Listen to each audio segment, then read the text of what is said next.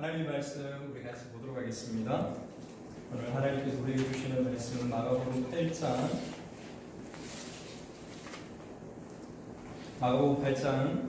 27절에서 38절 말씀입니다. 마가복음 8장 27절에서 38절.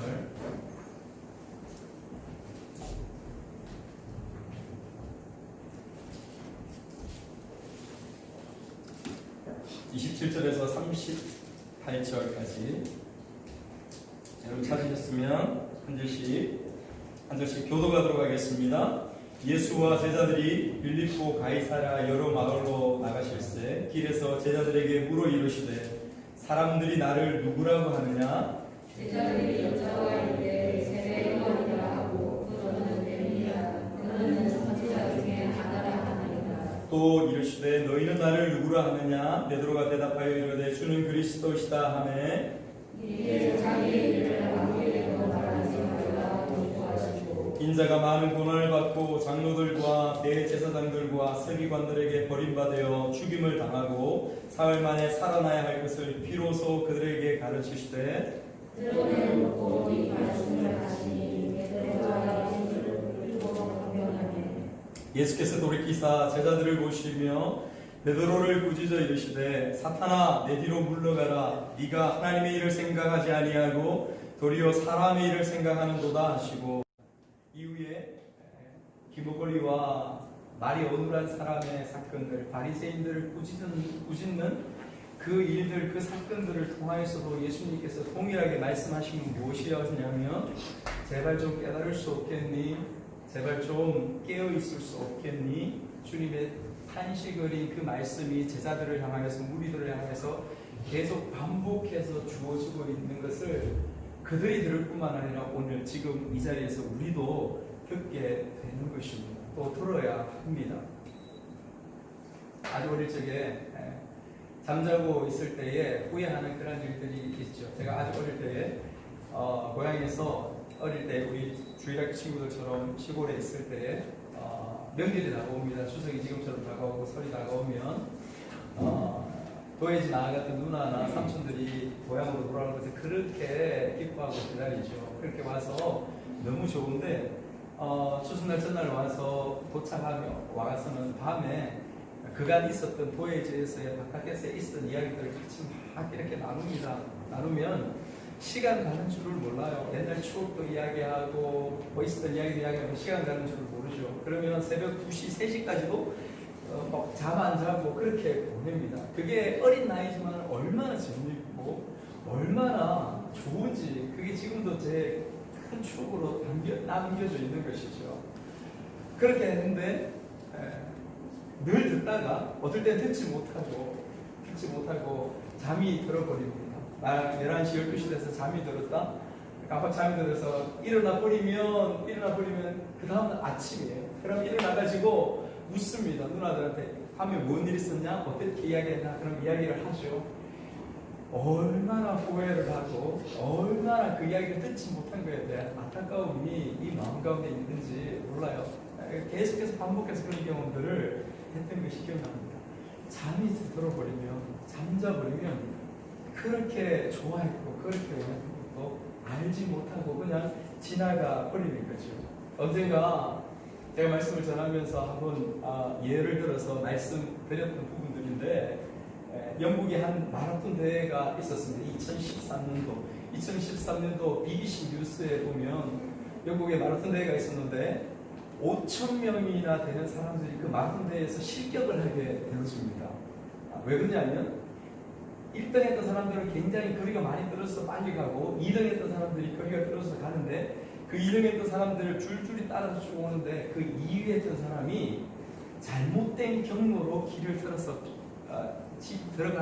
다시 왔다는 거죠.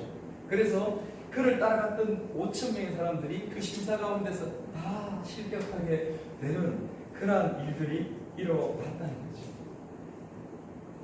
앞에 가는 그 사람만 보고 따라가서도 안 된다는 것, 그것을 이 이야기는 우리에게 말씀해 주는 것 같습니다. 잠자고 있어도 그렇죠? 앞사람만 따라가도 우리가 지금까지는 어쩌면 우리의 인생 가운데서 신앙의 선배들 가운데 인생의 멘토가 된 사람들의 그러한 분들의 삶을 바라보면서 그분들의 삶을 따라가기만 하면, 쫓아가기만 해도 우리가 바른 길을 또 갈 수 있고 길을 찾아갈 수 있는 그런 부분들이 한다면 가끔의 이러한 한국교회 모습들, 우리 모습들을 바라보면 이제는 그 부분도 그냥 따라갈 것이 아니라 정말 냉철한 영적인 분별력을 가지고 판단하고 바라보아야 될 그러한 시대, 그러한 상황들 가운데 우리가 놓여져 있다는 그런 생각을 하게 되는 것이죠. 바깥에서 들려오는 많은 소리들에 우리의 중심, 우리의 마음들이 함몰될 것이 아니라, 그래서 분간하지 못할 것이 아니라 오히려 우리 중심이 든든하게, 마음이 강하게 든든하게 이럴 때 서서 오히려 그때 다시 바깥을 바라보면서 분별하고 판단해 줄 수 있는 그 내면들이 지금 이 시대에 우리 가운데 필요한 그런 때라고 여겨지는 것이죠. 오늘 예수님과 제자들은 가이사랴 빌립보의 길을 걸어가고 있습니다. 그 도상 가운데에 있습니다. 여러분, 가이사랴 빌립보는 갈릴리 북서쪽으로 약 40km 정도 떨어졌어요. 갈릴리에서부터 북서쪽으로 약 40km 정도 직선코스로 떨어져 있는 곳입니다. 그 북쪽에는 가장 높은 산 만년설인, 여러분, 헤르몬산, 헐몬산이 그곳에 있어요. 그 만년설이 녹아가지고 물이 지하로 스며들어서 물이 흐르기 때문에 그 바로 산 밑에, 남쪽에 있는 그 산 밑에 있는 이 가이사랴 빌립보에 항상 물이 넘쳐나는 비옥한 땅입니다. 여러분, 가이사랴 빌립보, 이거는 합성어예요. 가이사랴는 로마의 가이사랴, 케사르의 가이사랴의 발음이죠. 그래서 그 왕의 이름을 지칭한 것이 가이사랴예요. 그리고 빌립보는 빌립, 헤롯 대왕의 아들이 빌립이 통치하던 곳이 바로 이 가이사랴 빌립보, 그 이름을 붙여서 가이사랴 빌립보가 되는 것입니다. 여러분, 이곳은 굉장히 거대한 도시를 만들었어요. 빌립보 왕이, 빌립보 군공왕이 거대한 도시를 만들었어요. 뿐만 아니라 이 도시에 특징할 만한 곳이 있었는데, 이스라엘 전역에서 거의 가장 큰 판할 신상이 그곳에 있었습니다. 신전이 그곳에 있었어요. 동굴이, 입구에 동굴이 있고 동굴 바깥에 거대한 신전이 있어가지고 수많은 사람들이 그곳에 가서 우상을 숭배하고 절을 하고 제사를 지냈던 그 판할 신상. 지금 우리로 더 쉽게 이야기하면 조금 변형이 되었지만은 바알 신상이 있던 곳이 바로 그곳입니다. 구약적으로 얘기하는 판할 신상이에요. 이거는 목자들의 신이죠. 목자들의 신. 풍요와 부요, 그 신들 아닙니까? 여러분, 그것이 이 가이사랴 빌립보입니다. 근데 이 가이사랴 빌립보 지방의 도상을 예수님과 제자들이 함께 걸어가고 있을 때에 느닷없이 예수님이 제자들을 향하여서 제자들을 똑바로 바라보면서 질문을 던집니다. 사람들이 나를 누구라고 하되? 라고 묻습니다. 사람들이 나를 누구라고 하되? 그렇게 묻는 것이죠. 그리고 놀라운 예수님의 가르침이 있었고 지금까지, 그리고 놀라운 예수님의 기적들이 그들 앞에 펼쳐졌을 때마다 제자들뿐만 아니라 모든 그곳에 따랐던 수많은 무리들과 수많은 사람들이 머릿속에 계속 생각하고 자기들끼리 웅성거렸어요. 도대체 저분은 누구일까? 그 질문을 가지고 계속 한다는 것이죠. 예수님이 그렇게 묻는 것이죠. 제자들이 대답합니다. 네, 세례 요한이라고도 하고요. 어떤 사람은 엘리야라고도 하고요. 어떤 사람은 그 외에 또 다른 선지자라고도 그렇게 이야기를 합니다. 그렇게. 여러분, 왜 제자들이 이렇게 대답하고 이렇게 반응했을까요? 여러분, 이곳에는 사람들이, 들었던 사람들이, 무리들이 이렇게 반응한다는 걸 제자들이 이야기했죠. 이곳에는 그 무리들의 나름대로의 성경적인 지식이 있는 거예요. 왜 그러냐면 말라기 4장 5절에서 6절 말씀을 한번 가보도록 하겠습니다. 앞에 한번 보시면 말라기 4장 4장 5절에서 6절 말씀 같이 읽어볼까요? 시작. 보라, 여호와의 크고 두려운 날이 이르기 전에 내가 선지자 엘리야를 너희에게 보내리니 그가 아버지의 마음을 자녀에게 돌이키게 하고 자녀들의 마음을 그들의 아버지에게로 돌이키게 하리라. 무슨 말? 여호와의 크고 두려운 날이 이르기 전에, 여러분 여호와의 크고 두려운 날이 이르기 전에 뜻은 뭐냐면 메시아가 이 땅에 오기 전에 이야기해요. 메시아가 이 땅에 오기 전에 무슨 일이 일어난다고요? 선지자 엘리야를 너희에게 보낸다라고 하는 말씀이, 계시의 말씀이 선지자를 통해 주어져 있다는 것이죠. 여러분 이 엘리야는 누구예요? 이 엘리야는 누구예요? 세례 요한이죠. 세례 요한. 이 엘리야는 예수님의 준비를 위해서 온 세례 요한을 이야기하는 것입니다. 그렇죠? 예수님께서도 이것을 아시고 복음서에서 이것을 인정하십니다. 우리 마태복음 11장 12절에서 14절 말씀 한번 볼까요? 예수님께서 이것을 그대로 이야기하시죠. 마태복음 11장 12절에서 14절 시작. 세례 요한의 때부터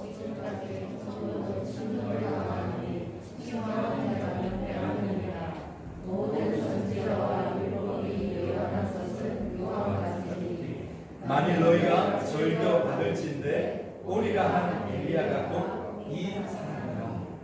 오리라 한 엘리야가 곧 이 사람이라 세례 요한을 말씀해주고 있는 것이죠. 사람들이 예수님을 여호와의 크고 두려운 날로 보았을까요? 그렇지 않았습니다. 메시아로 보지 않았다는 것이죠. 무엇으로 봤다고요? 그 전에 오는 엘리야 선지, 엘리야 준비한 사람, 그 사람으로 보았다는 것입니다. 여러분 예수님을 엘리야 선지로 보았느냐 메시아로 보았느냐 이거는 하늘과 땅 차이예요. 아무리 엘리야가 위대한 사람이지만은 하나님으로 보았느냐 사람으로 보았느냐 이 차이 아닙니까? 엄청난 차이죠.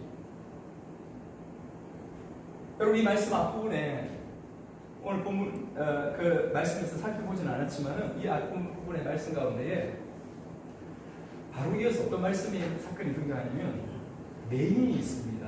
한 맹인이 예수님을 만나요. 한 맹인이 예수님을 만나는데 이 맹인을 예수님이 고치실 때 제가 한번 말씀드렸지만은 예수님이 그냥 말씀 한마디로 고치시는 게 아니라 이 맹인의 눈에 침을 뱉고 그 눈에 안수를 합니다. 침을 뱉고 안수를 하면서 첫 번째 안수를 해주고 무엇이 보이더냐, 두 번째 안수를 해주고 무엇이 보이더냐. 그때 첫 번째 안수를 보일 때에 뭐라고 이야기하면 사람들이 보입니다. 그런데 나무같이 걸어다닙니다. 이렇게 이야기해요. 그리고 나서 다시 예수님께서 안수하심에 그가 다시 집중하여 주목하여 보니 비로소 모든 것이 밝게 보였다라고 말씀하신 거죠. 이 사건과 이 사건은 이어서 연결되어집니다. 왜 예수님께서 이 사건을 연결해서 하셨을까? 분명히 그것을 이야기하는 부분들이 있는 것이죠. 여기서 무리들이 예수님을 엘리야로 바라보고 메시아로 보지 않았다는 것은 무엇을 이야기하냐면 무엇인가 깨닫고 무엇인가 말씀을 알고 보고 있지만은 마지막 밝히 온전히 치유돼서 분별하고 밝히 깨닫고 밝히 보는 것이 아니라 뭔가 보여지지만 희미하게 사람처럼 걸어다니는 게 보이는데 나무처럼 보입니다 라고 하는 그 이야기예요. 나무처럼. 그러니까 정확하게 깨닫지 못하고 있는 것을 말씀해 주는 것이죠. 사람들의 반응이 사람들의 지금 그 무리들의 모습인 것을 이야기하고 있습니다. 그런데 주님께서 다시 제자들에게 묻습니다. 다시 주님께서 제자들을 이제는 집중하여서 다시 묻습니다. 어떻게 묻냐면 너희는 나를 누구라 하느냐? 너희는 나를 누구라 하느냐? 그렇게 묻죠. 여러분 베드로가 이 성질 급한 베드로가 손을 높이 딱 들고 저요! 하면서 손을 듭니다. 그리고 이야기를 합니다. 주는 그리스도이십니다. 주는 그리스도이십니다. 마태복음에 표현하자면 마태복음에 기록된 말씀으로 보자면 주는 그리스도시요 살아계신 하나님의 아들이십니다. 역시 이보다 더 놀라운, 이보다 더 정확한 고백이 어디 있을까요? 맞습니다. 정답이죠. 여러분, 그리스도는 무슨 말일까요? 그리스도는 헬라어입니다. 그리스도는 어떤 말이에요? 구약의 말로 바꾸면 뭐예요? 메시아죠, 메시아. 그죠? 히브리어로 말하면 메시아예요, 메시아. 그리스도가 헬라어인데 구약의 히브리어로 바꾸면 메시아, 머사야. 히브리어로 그렇죠. 그럼 우리말로 이야기하면 구원자 아닙니까? 구원자, 구세주라는 뜻이죠. 베드로가 그것을 정확하게 고백하는 것이죠. 그래서 고백하는 거예요. 예수님 칭찬합니다. 이것을 알게 하는 혈육이 아니라 하늘에 계신 하나님 아버지라. 너 정말 대단하다. 그렇게 칭찬합니다. 사랑하는 여러분, 너희는 나를 누구라 하느냐? 너희는 나를 누구라 하느냐? 라는 이 질문이 이 세상에서 살아가면서 우리 인생 가운데 가장 중요한 질문 아니겠습니까? 맞지요. 여러분, 우리가 부인할 수 없는 사실이죠. 우리가 다 고백합니다. 이 질문이 우리 인생 가운데 어떤 의미로 우리 가운데 자리 잡고 있고 우리의 삶이 어떤 무게로 우리의 삶을 주관하고 이끌고 있다는 것을 우리가 알고 있습니다. 우리의 영생이, 우리의 생명이 이 고백의 여부 가운데에 달려있다는 것을 우리가 알고 있습니다. 예수님 당신은 구원자이십니다. 예수님 당신은 하나님의 아들이십니다. 이 땅에 살아가면서 우리의 눈에 잘 보이지는 않지만은 이 세상을 잡고 있는 마귀들 사단에 질질 끌려가면서 그러한 삶을 살아갈 것인가? 아니면 그 믿음 안에서 당당하게 그리스도 안에서 자유를 선포하며 생명을 선포하며 그렇게 살아갈 것인가의 그 여부가 여러분 이 말 속에 담겨 있는 것이죠. 여러분 축원합니다. 축복합니다. 우리 주의학교 친구들뿐만 아니라 여기 있는 저와 여러분이 한 영혼도 빠짐없이 이 고백이 우리의 심장 속에 여러분 우리의 혈류 가운데 흐르는 그 피 속에 충분하게 여러분 흘러넘치는 그런 고백이 되기를 예수님의 이름으로 축원합니다. 아멘. 여러분 그런데 너희는 나를 누구라 하느냐라는 이 질문이 가지고 있는 이 원어적인 말의 의미가 무엇인가를 살펴보는 것이 오늘 말씀의 핵심입니다.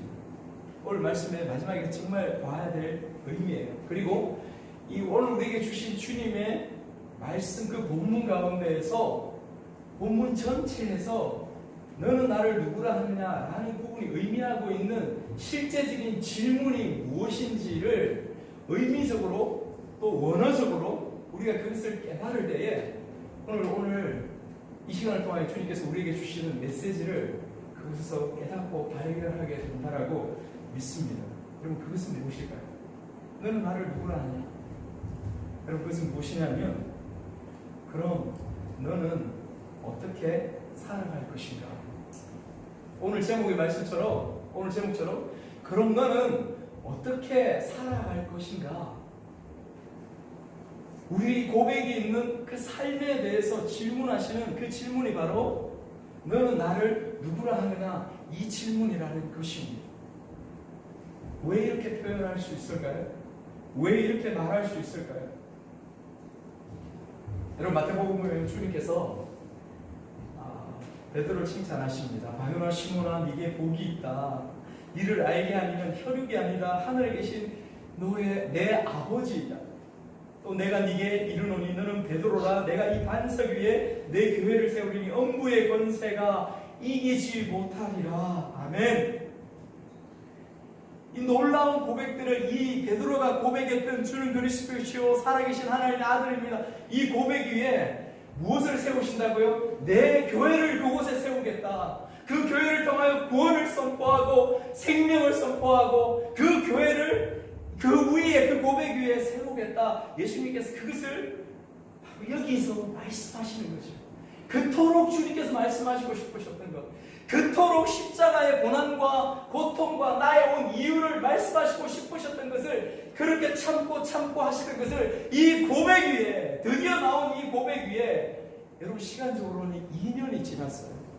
이 시점이 무엇이냐면 예수님이 공생이 한 3년의 시간인데 공생이 시작하시고 나서 지금 이 시간이 시점으로 따지면 2년이라는 시간들을 제자들과 무리들과 함께 지나왔던 시간들이 바로 이 시간입니다. 드디어 무리는 아니지만 제자들 가운데서 이 고백이 나온 거예요. 주는 그리스도이십니다. 주님은 구원자이십니다. 엘리야가 아니라 선지자가 아니라 주님은 하나님의 아들이시고 하나님이십니다. 이 고백이 나온 거죠. 그러니까 얼마나 놀랐습니까?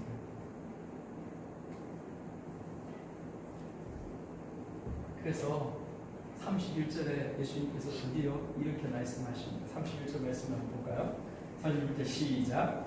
인자가 많은 고난을 받고 장로들과 대제사장들과 서기관들에게 버림바 되어 죽임을 당하고 사흘 만에 살아나야 할 것을 비로소 그들에게 가르치시되 드러내놓고 이 말씀을 하시니 32절에 이렇게 됩니다. 드러내놓고 이 말씀을 하시니 여기까지 읽겠습니다. 비로소 제자들에게 가르치셨습니다. 드러내놓고 그렇게 가르치셨다라는 것이죠. 지금까지는 예수님의 말씀의 비유 가운데서 그들에게 깨달도록 가르치셨고 또 여러 가지 기적을 통하여 깨닫도록 알도록 가르치셨다면 이제는 그게 아니라 직접적으로 그 예수님이 어떠한 죽음을 죽고 어떻게 십자가 못 박혀 죽으실 것을 바로 여기서 말씀하셨다고 이야기하시는 거 아닙니까? 보여지고 드러내놓고. 여러분 이 예수님의 고백 속에 놀라운 일들이 일어납니다. 놀라운 상황들이 벌어지죠. 이때에도 역시 우리를 실망시키지 않는 베드로, 그 베드로 수제자는 베드로가 반응을 합니다. 32절 말씀에 보면 베드로가 예수를 붙들고 항변하네. 여러분 여기서 항변하다라는 뜻은 원어적인 의미로 무슨 뜻이냐면 꾸짖다, 책망하다라는 뜻입니다. 꾸짖다, 책망하다. 무슨 말이에요? 베드로가 예수님을 꾸짖고 책망하는 것이죠. 예수님 저 좀 잠깐 보시죠. 예수님 팔을 잡고 제자들이 있고 무리들이 있는 데서 저 옆에 먹는 대로 잠깐 나갑니다. 그리고 베드로가 이야기하는 선생님 왜 이러십니까? 무슨 말씀하시는 거예요? 좀 자중 좀 하시죠. 좀 그만하시죠. 라고 하는 베드로의 태도가 이 단어 속에 그대로 들어있는 거예요. 여러분 금방 그토록 칭찬을 받았던 베드로의 이 모습은 상식적인 모습이 아닌 것으로 여겨질 정도의 그런 행동을 하는 것이죠. 근데 주님도 화가 나셨을까요? 주님께서 그를 꾸짖습니다. 사탄아, 내 뒤로 물러가라. 네가 하나님의 일을 생각하지 아니하고 도리어 사람의 일을 생각하는구나 말씀하십니다. 여러분 베드로가 왜 주님을 책망했을까요? 베드로가 왜 주님을 책망했을까요? 여러분 짐작이 충분히 가실 수 있을 거예요. 사람들을 생각하는 것이죠. 사람의 일을 생각하는 것이죠. 하나님의 일이 아니라 사람의 일을 생각하기 때문에 베드로는 책망을 받는 것입니다. 그럼 무엇이 사람의 일입니까? 무엇이 사람의 일입니까? 주님은 죽지 않아야 합니다. 주님은 민족을 해방시켜야 합니다. 주님은 이스라엘을 고통과 속박 가운데에서 자유케 하셔야 됩니다. 권능과 능력의 왕이 되어서 우리 가운데 계셔야지요. 그래서 당신은 절대 죽으면 안 됩니다. 여러분 주님의 십자가가 본질적으로 이 이야기들, 이 고백들을 온전히 다 이루었음에도 불구하고 수많은 기적과 수많은 말씀들을 통해서 제자들은 깨닫지 못한 것이죠. 그렇게 볼 때에 아까 그 무리들은 그 맹인의 이야기들을 사건을 비유해서 이야기할 때 그들은 처음 희미하게 보이나 깨닫지 못했습니다. 그러면 제자들은 두 번째 안수를 받아서 밝히 그들이 깨닫고 보는 것처럼 그렇게 보아야 함에도 불구하고 실제로 이 말씀에서 바라보건대 본질적으로 주님의 말씀 보면 제자들도 변함없이 똑같이 그 무리들과 비슷하게 깨닫지 못하고 알지 못하는 그 모습 가운데에 있다고 주님께서 말씀하시는 것이죠. 여전히 기미하게 보일 뿐이죠. 기미하게 보일 뿐이죠. 여러분, 십자가는 우리가 고백하는 것처럼 유일한 일이었고, 유일한 하나님의 일이었고, 유일한 하나님의 방법이었습니다. 여러분, 창조하시고 나서 죄의 모든 사슬을 끌고 참된 자유와 생명을 누리는 유일한 하나님의 길은 십자가뿐이었습니다. 이 길을 방해하거나 막는 것은 누구의 역할이에요? 누구의 역할입니까? 사단의 역할이에요. 마귀의 역할입니다. 여러분, 지금 우리가 아는 것은 이 제자들은 주님께서 말씀하시는 것처럼 얼마나 많이 그 사단의 역할, 마귀의 역할들을 감당하고 있는가라는 부분들을 보셔야 됩니다. 주님께서 말씀하시고요. 그러면 우리는 제자들이 그렇게 말씀하셨다면 오늘 우리가 우리의 삶을 이 세상에서 가운데서 살아가고 있는 우리의 걸음들 가운데도 똑같이 우리도 사단이 하는 역할들, 마귀가 하는 역할들, 그 사람의 일들 가운데 우리의 생각과 중심과 눈들이 그곳에 있어서 바르게 보지 못하고 걸어가고 있는 우리의 모습들은 있지 않을까요?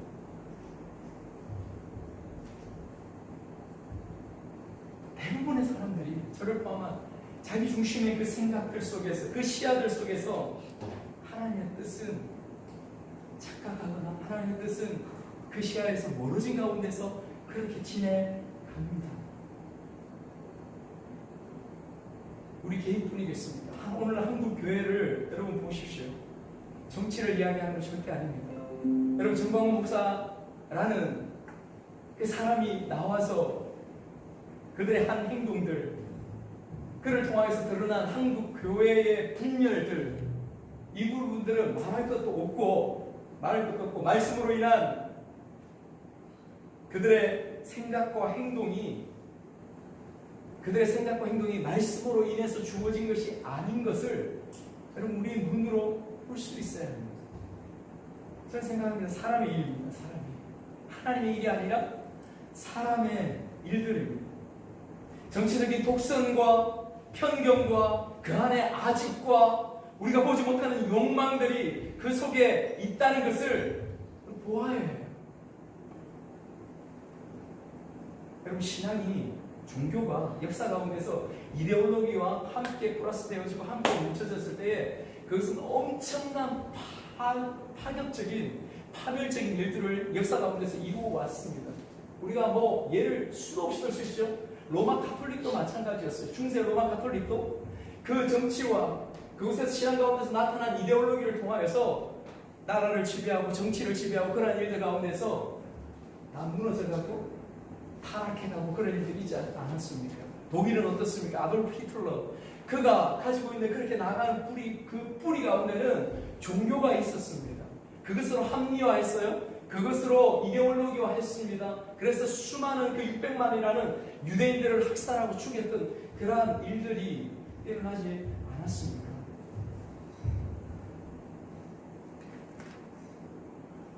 참된 교회는 무엇일까? 여러분, 참된 교회는, 참된 성도는 이웃의 생명을 소중히 여깁니다. 정말 중요해요. 이웃의 생명을 정말 중요시하고, 그가 어떠한 연약한 자라고, 그가 어떠한 모자란 자라도, 그가 어떠한 나에게 해를 끼치는 존재라 할지라도 그에게 내가 어떻게 대하느냐, 내가 어떻게 친절하냐, 내가 어떻게 다가가느냐, 이 부분이 여러분, 가장 밝히 그 사람 가운데 하나님의 성령이 거하시느냐, 그것을 분별해주고 분간해주는 척도가 되어집니다. 한 사람 한 영혼을 소중히 여겨요. 사람의 생명을 위태롭게 하면서 내세울 수 있는 그 어떤 명분도 없어요. 사람의 생각이 아닙니다. 하나님의 생각, 하나님의 말씀 가운데서 그렇게 말씀하시는 것입니다. 여러분, 그 중요한 예배를 드리는 안식일마저도 사람이 안식일을 위하여 있는 것이 아니라 안식일이 사람을 위하여 있다라고까지 주님께서 우리에게 말씀해 주시는 것 아닙니까?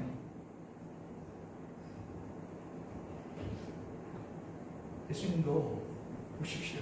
어떤 종교나 어떤 민족이나 신분이나 형편에 상관없이 한 사람의 그 생명, 한 사람의 그 가치를 위해서 치열하게 싸우고 그렇게 처절하게 십자가에 죽어 가셨던 부분들 우리가 보지 않습니까? 여러분, 이제 말씀을 마무리하면서 여러분에게 다시 한번 묻습니다. 그러면 여러분들은 어떻게 살 것인가? 여러분, 왜 이 말씀? 너는 나를 누구라 하느냐? 이 말씀이 너는 어떻게 살 것인가로 어떻게 이렇게 그 내용을 본질을 담고 있다고 이렇게 이야기할 수 있을까요? 베드로가 자신 있게 이렇게 고백했지만 그는 금세 사람의 일을 생각하면서 무너지고 쓰러졌던 부분들을 말씀을 통해 우리가 살펴보았습니다. 그리고 나서 이어서 바로 예수님이 주시는 말씀이 무엇입니까? 무엇입니까? 34절, 35절 말씀 한번 읽어볼까요? 34절, 35절 말씀 같이 읽겠습니다. 시작. 무리와 제자들을 불러 이르시되 누구든지 나를 따라오거든 자기를 부인하고 자기 십자가를 지고 나를 따를 것이니라. 누구든지 자기 목숨을 구원하고자 하면 잃을 것이요 누구든지 나와 복음을 위하여 자기 목숨을 잃으면 구원하리라. 무엇입니까? 제자도입니다. 제자의 삶에 대해서 주님께서 말씀하시는 거예요. 그 고백이 있고 나서 왜 제자의 삶을 이야기하시겠습니까? 주는 그리스도시요 살아계신 하나님의 아들이십니다. 이 고백은 너의 새치혀에 딸려있는 그것으로 끝나는 것이 아니다. 이것을 이야기하는 거예요. 우리 인간의 새치혀에 달려있는 그것으로 끝나는 것이 아니라 너의 삶에, 우리의 삶에, 그 삶의 고백으로 제자의 삶을 사는 것으로 그 고백이 온전케 되어지고 이 고백의 의미가 이것이라고 주님께서 우리에게 깨닫게 하시고 말씀하시는 것이죠. 말씀하시는 것이죠.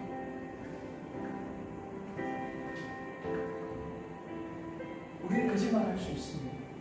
인간은 얼마든지 거짓말하면서 속이면서 그렇게 살아갈 수 있어요. 저를 보니까 그래요. 저도 그래요. 제가 보니까. 그러나 그 삶에서 연약하지만 부족할 나오는 진실, 그 삶에서 나오는 삶의 그 고백은 진실. 그럼 이것이 신앙 고백이에요. 주는 그리스도시요 살아계신 하나님의 아들입니다 라는 고백이 되는 것이죠. 가이사랴 빌립보를 지나갑니다. 여러분, 가이사랴 빌립보를 예수님과 제자들이 지나갑니다. 가이사랴 빌립보가 어디일까요? 한 주 동안 여러분들이 살아가야 될 그 장소가 가이사랴 빌립보. 왜입니까? 그것은 거한 만문이 지배하는 도시였습니다. 그것은 화나의 신이 지배하는 그러한 도시였습니다. 그 중심에 예수님과 제자들과 무리들이 지나가면서 신앙의 고백을 하고 그 신앙의 고백의 의미가 무엇인지 그 제자의 삶에 대해서 피로서 말씀하신 그 삶을 그 중심 가운데서 말씀하셨다면 오늘 우리가 저와 여러분들이 주어진 직장에서 삶 가운데서 주어진 그 삶의 영역이 어딜까요? 가이사랴 빌립보입니다.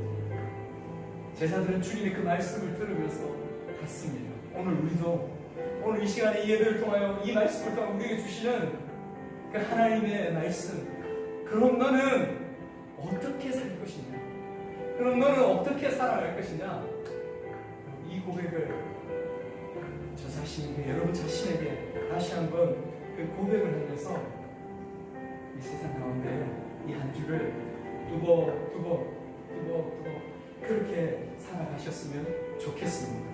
바라건대 여러분, 옳은 길은 좁고 사람들이 많지 않습니다. 그러나 우리는 편한 삶을 살려는 사람들이 아니죠. 많은 사람들이 쫓는 그 삶은 편하고 좋은 힘들지만 그 어려운 길을 바이세라 빌리고 그 중심을 통과해서 복음으로 살아내는 저와 여러분들의 삶이 되시기를 예수님의 이름으로 축복합니다.